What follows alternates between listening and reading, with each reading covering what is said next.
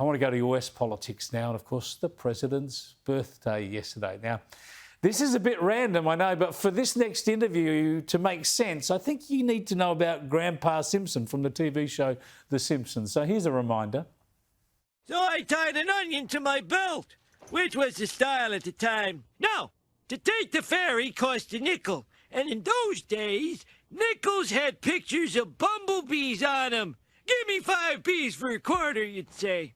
Now, where were we? Oh, yeah. The important thing was that I had an onion on my belt, which was the style at the time. So you got to keep that in your mind, the idea of the senile Simpsons character who keeps telling pointless stories. Keep that in mind as I discuss President Joe Biden with Kristin Tate. I start by congratulating her on the president's birthday. Oh, thank you, Chris. You know, I don't think the media is spending a lot of time covering this, especially since you know, his age has been such a big factor in this upcoming election. Many Americans, the majority at this point, think this guy is way too old to be the leader of the free world. So the media is not doing a whole lot to draw attention to the fact that he's turned 81. Well, Joe Biden, he tried to laugh it off a little bit. At least I think he did. Either that or he was out by 21 years. Have a look.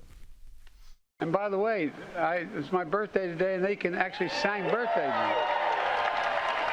I just want you to know it's difficult turning 60. Difficult.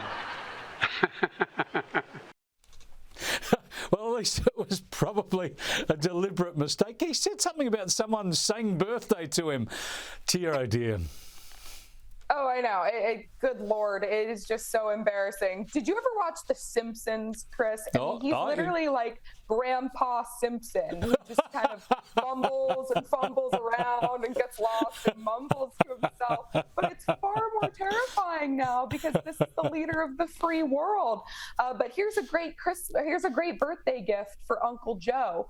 The polls are showing him way behind Donald Trump, some polls at this point. I was looking at a Harvard Harris poll that has Trump all the way up at 48%, Biden's down at 41%. Then you look at these swing states, Nevada, Georgia, Michigan, Pennsylvania, Trump is up in all of them. So, you know, Joe Biden's got to be getting nervous, and the fact that he's 1 year older now is just going to harm him even more, while this is the main concern for voters out there, his age and his mental acuity. Well, of course, America is gearing up for Thanksgiving, and you have this ceremony where the president always pardons a couple of turkeys. He seems to make a meal of this. Have a look. Now, just to get here, Liberty and Bell had to beat some tough odds and competition. They had to work hard to show patience and be willing to travel over 1,000 miles. You could say even this harder than getting a ticket to the Renaissance tour or Britney's tour. She's down in, it's kind of warm in Brazil right now. Kristin, explain to us what he was saying there, please. I honestly, Chris, I wish I could. I really wish I could. It's going to take me a while to get the cringe off my face after watching that. It is just, every day you think it can't get worse, and it somehow does. I mean, the fact that this is our president, while the entire globe, it seems, is in turmoil, is truly frightening. He can't even get through a coherent sentence in the English language. He can't, and I think the pop culture wizards tell us he got mixed up between Taylor Swift there and Britney Spears, but even an old bloke like me knows that Taylor Swift's all about the concerts and the tickets at the moment, and she's been in South America as well, so the president was way off beam there. But his press secretary is putting on a brave face. Our perspective is that it's not about age, it's about the president's experience. That's what we believe. And it's, you know, as they say, the proof is in the pudding. The proof is in the pudding. Can he really get re-elected on his record? Of course not. And his press secretary, she just speaks in cliches. She literally says something that's not true and follows it up with the proof is in the pudding. Biden hasn't accomplished anything. Everything is worse now that this man is in office.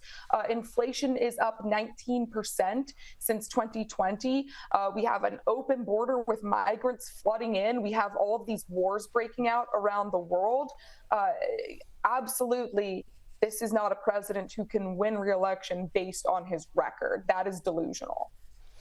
All right, let's have a look at Donald Trump. He's made good use of the president's birthday by highlighting his own good health. He's submitted himself for a health check and he's put out a letter from the medicos here, and it says in part that President Trump's overall health is excellent and his cognitive exams were exceptional. He has reduced his weight through an improved diet and continued daily physical activity while maintaining a rigorous schedule.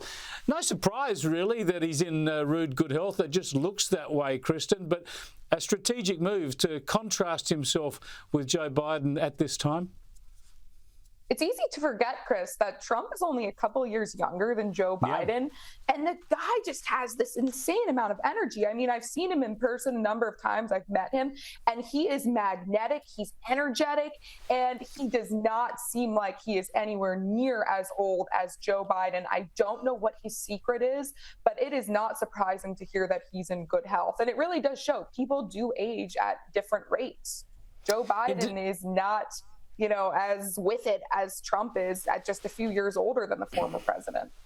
Yeah, that's just a fact. It's not indicative of other people his age. It's just a sad fact about the leader of the free world at the moment. Just before I let you go, Kristin, we mentioned Thanksgiving. In America, everybody gearing up for Thanksgiving is such an important community and family occasion. It's under threat, though, from the woke left. Explain that to us. Yes. Well, the left, they don't like to celebrate Thanksgiving because they absolutely hate the United States of America. So instead, they like to celebrate something they call Native American Heritage Day. It's just another attempt by the left to tear down the United States and our institutions. And, at this point, it's predictable. They do this with all of our traditional holidays at this point and everything traditional in America. They just hate their own country. So the way our Australia Day is now called Invasion Day by some, your Thanksgiving is being called Native American Heritage Day.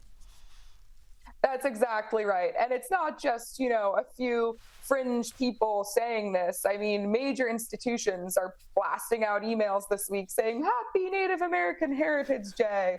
It's just, I roll my eyes at this stuff. It's been going on for years now. It hardly rolls off the tongue, but enjoy the turkey anyway. Thanks for joining us, Kristin. Thank you very much, Chris. Always a pleasure.